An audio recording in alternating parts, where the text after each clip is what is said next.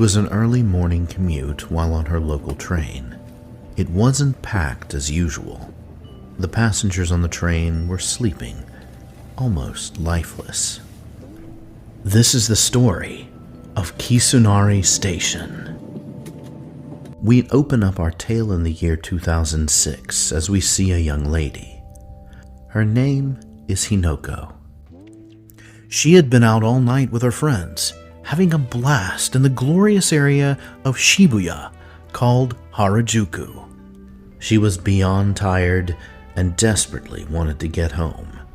So she took the first bullet train from Tokyo Station and arrived at her destination, a prefecture called Shizuoka. She ended up getting off and transferring to a local train. As soon as she set foot onto the second train, something seemed off. It was as if she was moving in slow motion. But as she began to nestle in her seat, she started to think about the night's events and how much fun she had had. The time drifted past, with her paying no attention to the outside world. She, like the other passengers on the train, fell asleep, and after some time she awoke and realized the train never stopped. It was as if the train was driving itself.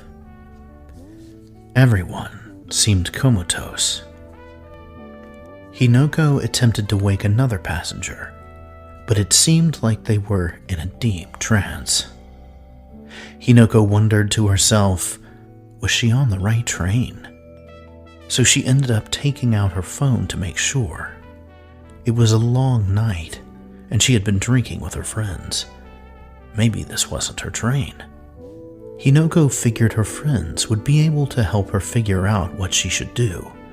Perhaps she should just get off at the next stop, wherever that is. She then went online to ask them for help, telling them everything that was going on up until that point. Looking out the window, Hinoko didn't recognize anything that could give her a clue of where she was. She thought to herself, how could I be this lost in my hometown? It was at this point that her friend suggested for her to speak to the conductor. Cautiously, she walked through the train, car by car, until she reached the conductor's cabin. The first thing she noticed was his window being blocked with a curtain so she couldn't see inside. With that, she knocked repeatedly on the window. No response. Feeling defeated, Hinoko turned around to return to her seat when she realized the unconscious people were no longer on the train. She was alone. But how could that be? The train never stopped at all. She went back to her phone and contacted her friends, telling them everything that was going on and feeling like this was some sort of sick joke. They told her to stay on the train until the very last stop. Stay on the train. Those words seemed weird and unusual. Why would she stay? She felt like she didn't belong.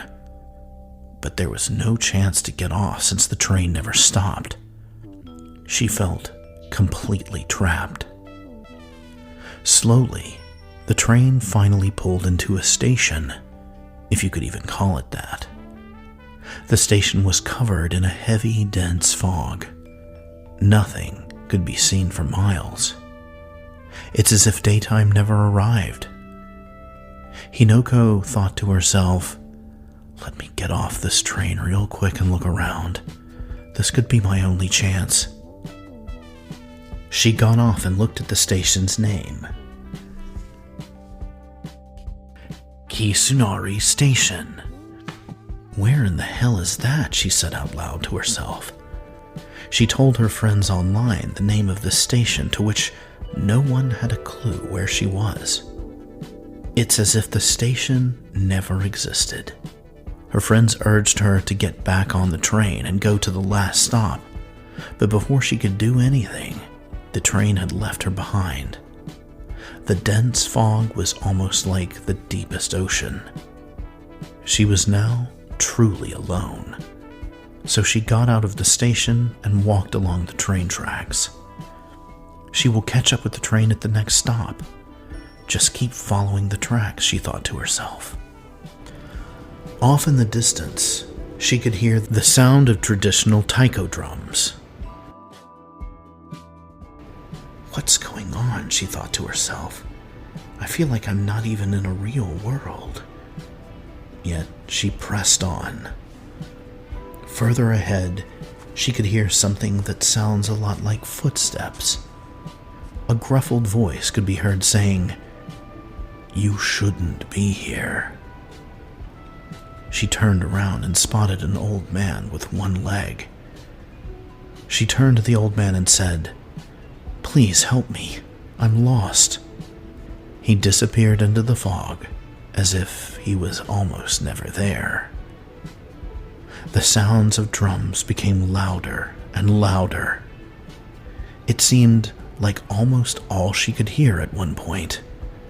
She messaged her friends that she was scared. Although her battery was dying, she continued along the tracks. She walked for what seemed like hours, but soon she saw something that gave her a feeling of some hope.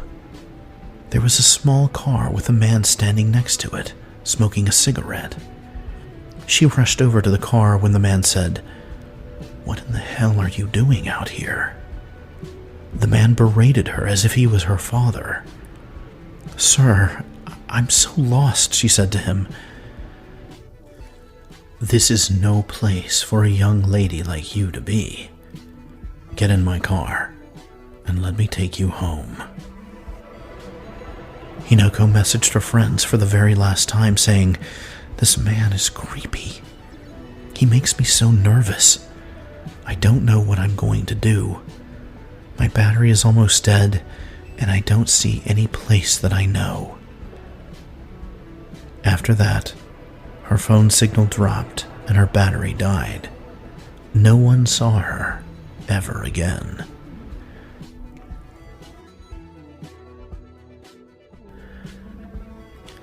To this very day, no one has any idea where Kisunari Station is.